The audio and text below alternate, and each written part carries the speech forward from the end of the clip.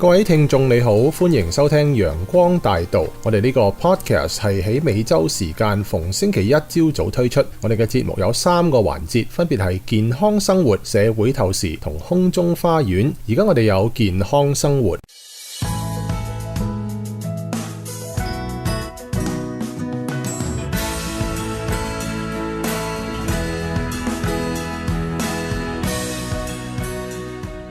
各位聽眾早晨，新年快樂！今日我哋係新嘅一年開始啦。咁而家呢，上次我哋講到呢點樣多吃蔬菜同埋水果對我哋有益。Hello Maria，你好。你好。Maria， 你知唔知邊一啲水果呢嘅糖分係比較低啲嘅呢？我相信呢，你都應該知，因為你最中意食蔬菜水果。我知道蘋果啦，咁仲有啲乜嘢？仲有嗱，士多啤梨啦，嗰啲藍莓啊，同埋呢個 raspberry 啊，同埋呢個奇異果啊。係啦，呢啲除咗糖分低之外，佢哋維他命 C 係比較豐富一啲呢啲。係啊，好好，同埋可以有呢個防癌嘅作用添喎。咁我想知道，如果飲果汁啊，咁又算唔算？譬如又當係食咗生果咁樣咧？梗係唔算啦。其實咧，呢個係一個好大學問嚟嘅，又係。因為嗱，如果你食一個 whole 一個成個蘋果，同埋飲一杯橙汁，你話俾我聽，食一個蘋果有益啊，定一杯橙汁有益啊？梗係食個蘋果有益，因為蘋果不單止佢裏邊有佢嘅 juice， 有佢汁，仲有佢嘅纖維。但係如果你炸咗之後咧，你就冇晒纖維咯。而你飲一杯橙汁，只不過係橙汁係一個汁嚟啫，係咪？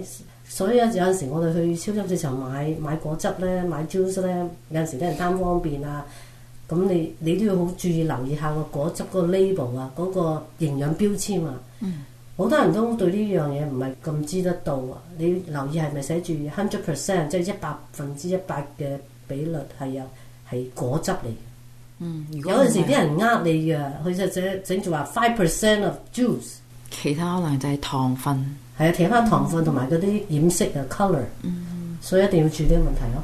咁橙汁汽水同埋提子汁汽水又算唔算？係當食嘅生果咧，飲一罐啊，梗係唔係啦！嗰啲我覺得一啲橙汁都冇，一啲果汁都冇嘅。我諗嗰啲全部都係 colour 嚟嘅。係啦，所以嗰啲都係少飲為佳。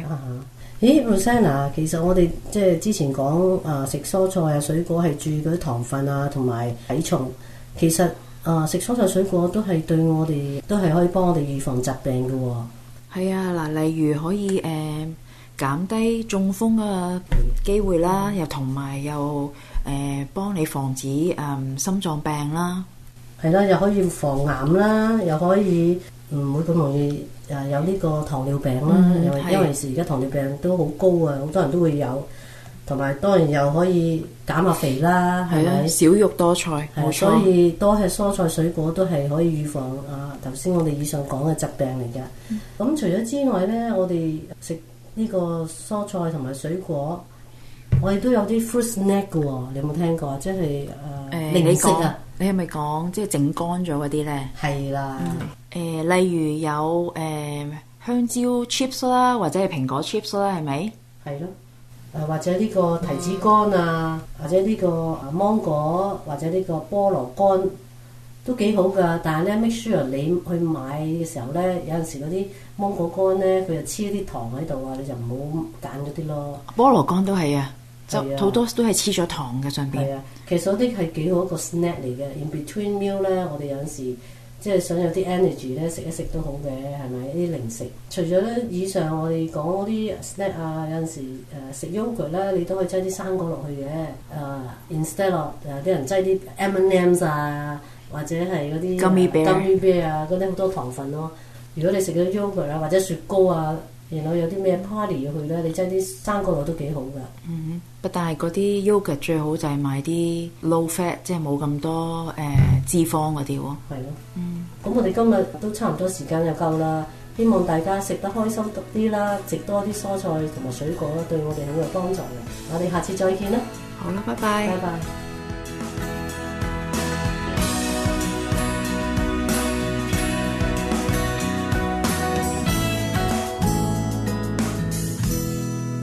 嚟到社會透視嘅時間，我係 Cecil。北美洲嘅夏令時正名就係日光節約時 （Daylight Saving Time），已經係琴日開始啦。2007年美國延長咗嘅夏令時期，即係加拿大、巴哈馬、百慕達、古巴、海地、墨西哥北部同格陵蘭美軍基地，同紐芬蘭對出一個法國嘅屬地咧，都冇辦法唔跟嘅夏令時嘅開始同結束日期咧，就係由3月嘅第2個星期日開始啦，11月第1個星期日結束。咁如果你睇下日曆嘅話咧，就會發現咧3月同11月嘅日曆星期幾係永遠一樣嘅。咁所以北美嘅夏令時就永遠都係8個月減1週啦，即係34週啦。咁二戰之後咧，美國曾經經歷咗夏令時實施非常混亂嘅時期啦，直到1967年國會就規定晒夏令時開始同結束嘅日期就必須統一，而州政府咧係只能夠豁免全州實施夏令時嘅啫。後來再修過法嘅，如果一個州分開2個時區咧，州政府可以淨係豁免一邊。咁所以後來咧就有 Indiana 曾經幾乎全州夏天就時間一樣，冬天又有翻條界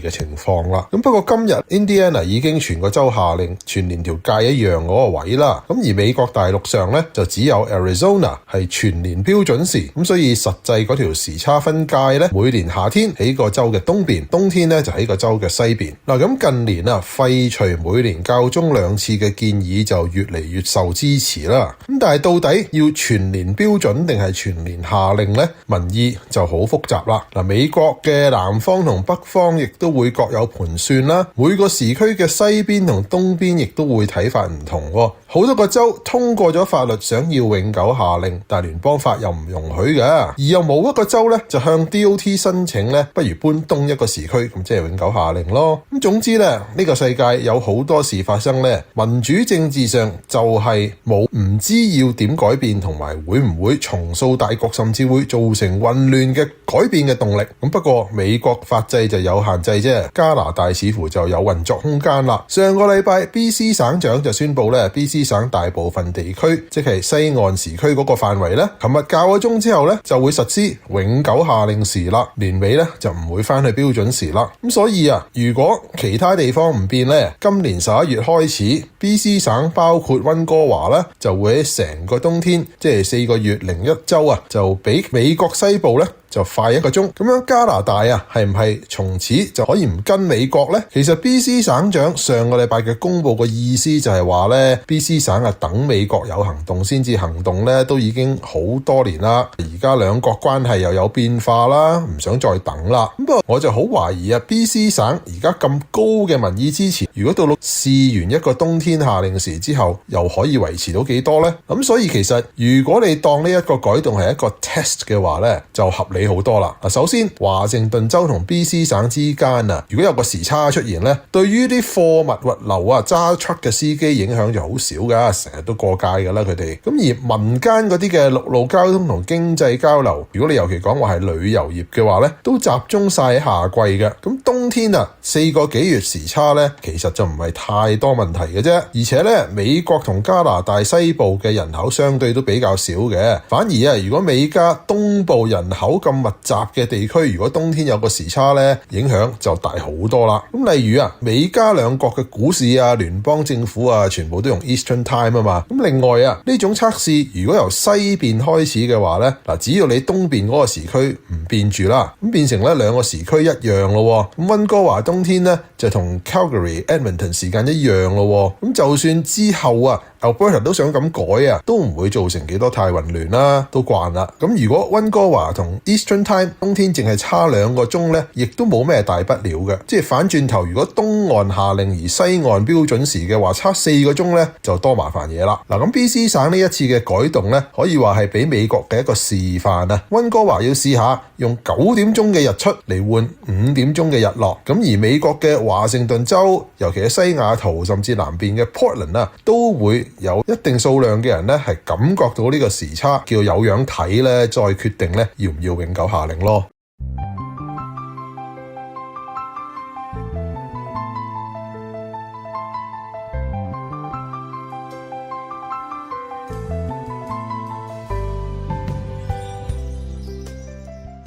各位聽眾早晨，阿 Tim Jeff 牧師早晨 ，Megan Tim 早晨，你哋好，各位聽眾你哋好，各位聽眾早晨，大家好。上一集我哋講到撒母耳發表咗佢退任嘅宣言，並且佢提醒以色列民能希望興盛之前，佢哋必須先喺上帝嘅面前悔改。喺佢哋能得到真正嘅平安之前，佢哋必須先睇出並且承認佢哋自己所犯嘅係咩罪。以色列人曾聲明自己要立個王嘅目的，佢哋係想有王治理佢哋，統治佢哋，帶佢哋爭戰。所以呢個時候撒母耳就將以色列人嘅歷史重述一遍，從前上帝點樣帶領佢哋出埃及嘅時候開始，萬王之王耶和華一直係統領佢哋，為佢哋爭戰嘅。你講得啱啊！佢哋咧誠實犯罪，以致咧落喺佢哋嘅仇敵底下。每當咧以色列人咧轉離惡行，上帝咧就憑住佢憐憫嘅心，為呢一班以色列人咧興起救贖者。我哋都記得噶，上帝咧曾經差遣基甸啦、巴拉啦、耶弗他啦、撒母耳啦，去拯救咧佢哋脫離四周圍嘅仇敵，佢哋咧先可以安然居住。但係後嚟一有危險威脅到佢哋就聲稱我哋一定要有一個王嚟統治我哋，所以先知咁講，其實耶和華你哋嘅上帝就係你哋嘅王。撒母耳繼續話：而家你哋要企住睇一睇，喺你哋眼前要行一件大事。而家咪正係割麥子嘅時候嗎？但係當我求告耶和華嘅時候，佢就會打雷降雨，直到你哋又睇到又知道，你哋要立王嘅事係喺耶和華面前犯咗一個大罪。於是撒母耳求告耶和華，耶和華就喺呢個時候打雷降雨。係啊，喺收割麥子嘅時候咧，嗰陣時咧正當係公曆5、6月之間啦。喺近東一帶咧係唔會落雨噶，萬里無雲，天朗氣清。喺呢個季節咧，竟然有咁恐怖嘅呢一個嘅風雨，使到咧民眾心裏邊咧都十分懼怕。於是以色列民佢哋自卑咁樣承認咗自己嘅罪，就係佢哋最近所犯嘅嗰件罪。求你為僕人們禱告耶和華你嘅上帝，免得我哋死亡，因為我哋求立王嘅事正係罪上加罪啦。撒母耳並冇讓百姓陷於灰心喪膽嘅狀況之中，因為咁樣必致妨礙佢哋追求更美好嘅人生，而撒旦呢就必定引誘佢哋睇下上帝係一位嚴厲而唔肯饒恕人嘅神，咁樣啲百姓就會落喺好多嘅試探之下。當佢哋聽從上帝嘅命令，上帝慈悲嘅，係樂意咧饒恕人嘅，總係咧願意向佢嘅百姓顯示恩惠。上帝咧借住佢嘅僕人傳俾佢哋嘅信息就係：不要懼怕，你哋咧雖然行惡，卻不要咧偏離耶和華，只要盡心去侍奉佢。耶和華喜悅揀選以色列人咧做佢嘅子民，就必因為咧耶和華嘅名而唔會撇下同埋離棄佢哋。撒母耳由始至終都冇提到百姓對唔起佢自己本人嘅地方，佢亦都冇責備以色列人對佢畢生嘅服務所表現出嚟嘅忘恩負義，佢反而應許佢哋，佢必不斷咁樣嚟關懷佢哋嘅利益。撒母耳話：至於我，斷不停止為你哋禱告，以致得罪耶和華，所以我必以善道正路嚟到指教你哋。只要你哋肯敬畏耶和華，誠實忠心嘅服侍佢，想念上帝向你哋所行嘅事係何等嘅偉大。但係如果你哋仍然係作惡，你哋同埋你哋嘅王必一同滅亡。今日嘅時間又到啦，我哋下一集再同大家分享啦，再見。